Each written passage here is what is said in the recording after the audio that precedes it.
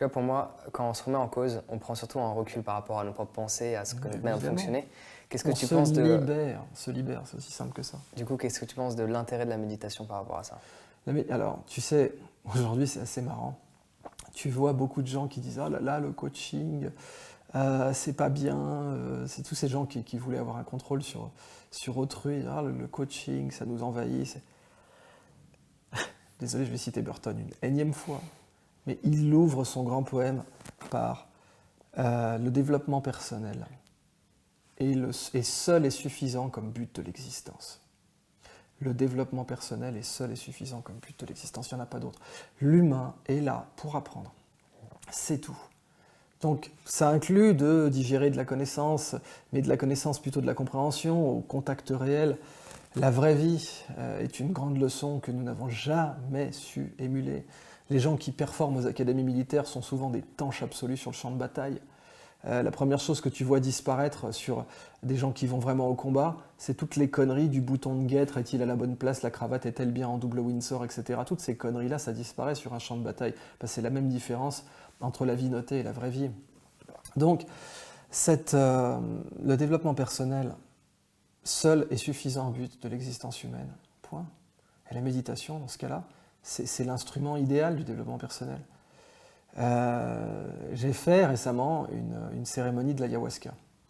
Et la cérémonie de l'ayahuasca te fait passer par une expérience où tu perds ton corps. Et tu comprends exactement ce que c'est que on a un corps pour une période fixe, pour une période limitée, très limitée, et vraisemblablement on a un esprit pour une période illimitée. En tout cas, toutes les religions abrahamiques s'accordent là-dessus, et toutes les spiritualités, c'est même le principe d'une spiritualité, s'accordent là-dessus. On vit à une époque infiniment matérialiste, et ça explique le succès de Marx, si tu veux, dont la totalité de la philosophie est basée sur le matérialisme. Puis Hegel avant lui, mais le matérialisme. Donc on vit à une époque où toutes les autorités nous disent matière, matière, matière, matière, matière. Bon. Et évidemment, ça ne peut être, cette époque-là ne peut aboutir qu'au transhumanisme, ne peut aboutir qu'à comment prolonger la matière. Comment prolonger la matière. Malheureusement, notre compréhension matérielle de l'univers, elle est assez ridicule. Hein. Bon, on vient de découvrir à peine la matière noire, on ne sait pas trop pourquoi elle est là, on ne sait pas trop comment elle fonctionne. Mais voilà, on est entouré de haut-parleurs qui crient matière. Et ça ne peut mener qu'à un mal-être profond, puisque la matière, elle va mourir. Bon, la matière, elle n'est pas éternelle, elle va mourir. Bon.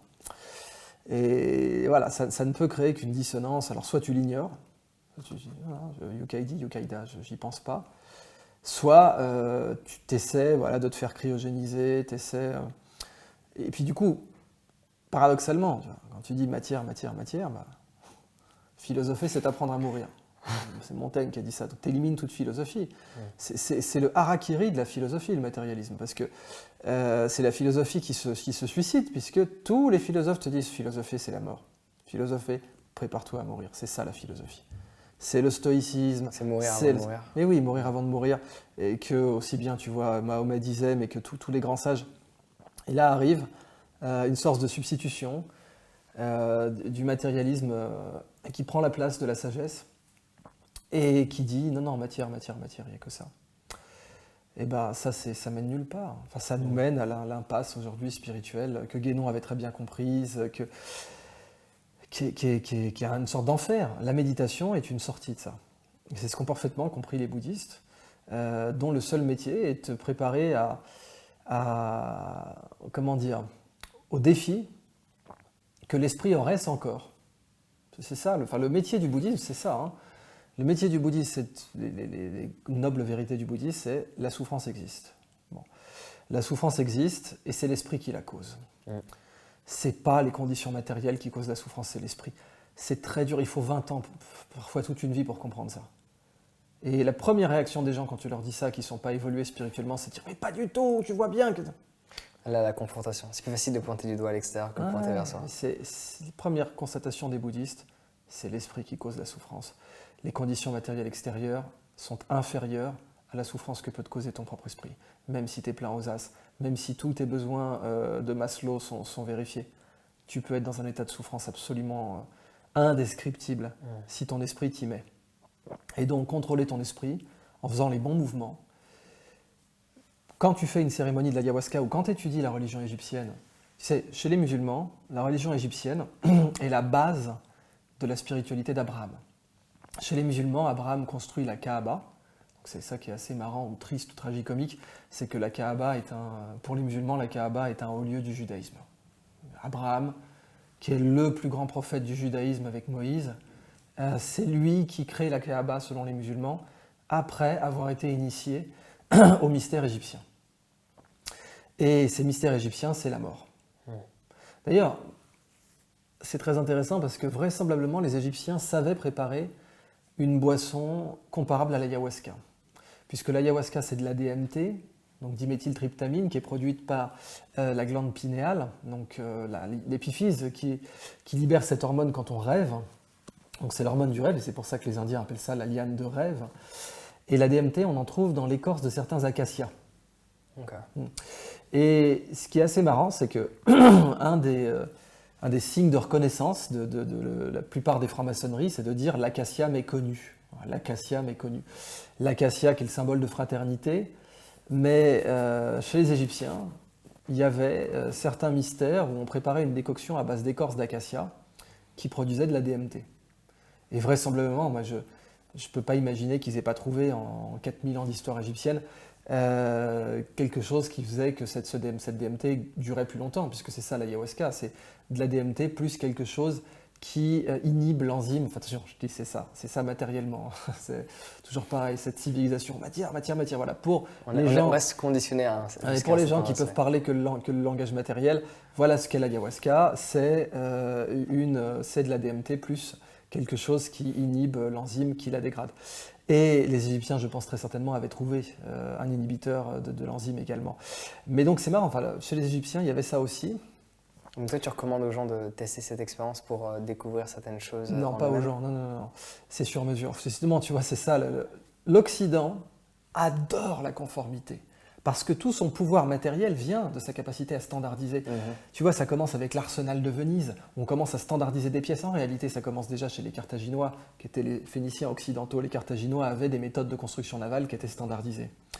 Les Vénitiens vont les poursuivre, même si c'est sans doute pas par influence directe, mais il y aura l'arsenal de Venise, qui est un des grands précurseurs de la standardisation. Puis bien sûr, après, la taylorisation, le fordisme, etc. L'Occident adore la standardisation. L'Occident a une passion. Tu sais, Bouddha disait le poison c'est la dose. Enfin, ça c'est Paracelse réellement, mais Bouddha avait la même définition de ce qu'est un poison. Tout ce qui est excessif est un poison. Et l'excès de standardisation de l'Occident le met dans ce vide spirituel profond qu'il est en train de vivre. Parce qu'il nous rend plus uniques. Il faut en sorte qu'on rentre tous dans la même boîte, quoi. Ouais, c'est ça. Et c'est ce qui crée ce malheur permanent. Donc, l'approche immédiate d'un occidental vis-à-vis de quelqu'un qui lui témoignerait d'un certain enthousiasme pour l'initiation spirituelle de ces chamans, serait dire « Ah, il faut tous le faire, on devrait tous le faire ». Tu sais combien de fois tu entendras cette expression « On devrait tous le faire ». Non, non, l'ayahuasca, il ne faut certainement pas que tout le monde le fasse. Il y a des milliers de chemins spirituels. Non, mais même pas avant. Tu as des gens qui attaquent. Tu n'as pas besoin. Le Dalai Lama, il n'a jamais pris d'ayahuasca de sa vie. Il a un level spirituel. Je pars du principe que tu as juste besoin de l'air. Parce que personnellement, j'ai pas fait de l'ayahuasca, mais j'ai fait différentes substances, plein, des légales, des illégales dans différents pays. Je veux dire, la définition de Molado Piazza, c'est les définitions soufis comiques, disait la drogue, c'est la source d'illumination des ignorants. Mais pour les soufis, ignorant, c'est à double sens. Parce que par exemple, Émir Abdelkader, très grand soufi, il étudiait un passage du Coran, il disait « L'homme est injuste et ignorant ». Il disait « Oui, mais à un niveau de lecture, ignorant, ça peut être bénéfique dans le sens où on est ignorant, donc on fait en sorte d'apprendre. Ouais, exactement, tu es dans l'état d'ignorant, donc tu te dis que tu veux apprendre, je sais que je ne sais rien. Et puis, tu vois, qui nous va de Socrate à Jean Gabin. Jean Gabin a fait toute une chanson là-dessus. Maintenant, je sais que je ne sais rien. Donc, c'est cette Sophia Perennis, cette sagesse universelle qui a des résurgences en permanence.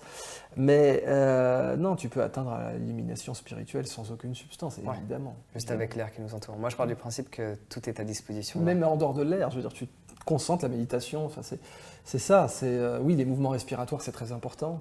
Les yogis, Les bouddhistes, ça c'est clairement, te disent que les mouvements respiratoires, c'est un moyen excellent de calmer son esprit. Mais voilà, pour l'ayahuasca, je ne recommande absolument pas à tout le monde d'essayer. Moi-même, j'ai attendu 5 ans. Tu pensais depuis 5 ans avant de passer à l'action? J'ai rencontré des chamans pendant la quinzaine amazonienne à Paris. Et j'ai rencontré des chamans qui savaient préparer l'ayahuasca. Et ils m'ont soufflé dans le nez le tabac râpé, le fameux tabac râpé. Et tu as fait la cérémonie des 3 tabacs? Alors, non, je vais juste fait le râpé. Voilà, juste le râpé. Et en fait, tu sais que sous ayahuasca, à un moment donné, on te le refait pour si jamais tu pars trop, etc. Ça peut être un moyen de te remettre les idées en place. Et j'avais juste fait ça, voilà, une fois. Je me dis non, l'ayahuasca, j'ai pas envie d'essayer parce que j'ai un chemin et pour l'instant, ça serait un écart trop grand. Bon.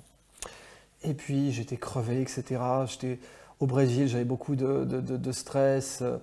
Ensuite, j'avais beaucoup de boulot. J'écartais d'anciens associés complètement incompétents d'une autre boîte. Enfin, tu sais, c'est beaucoup de fatigue. Et je me dis, tiens, je vais essayer. Et effectivement, ça m'a servi, ça m'a apporté des choses. Mais il y a d'autres personnes, tu sais, il faut se prémunir de l'ésotourisme. L'ésotourisme, ça peut être très dangereux. Tu as des gens qui meurent parce qu'ils n'étaient pas du tout prêts. L'ayahuasca, c'est une épreuve, hein, ça n'a rien de récréatif. C'est pas un truc, c'est pas la route des vins, quoi. C'est pas t'essayes, pouf, tiens, je vais essayer ce château Aubryon. Non. Si t'es pas prêt, c'est pire que la douleur physique. La douleur spirituelle que tu peux subir quand tu es sous ayahuasca, elle est à un level tellement indescriptible que je ne souhaiterais pas ça à mon pire ennemi. Hein.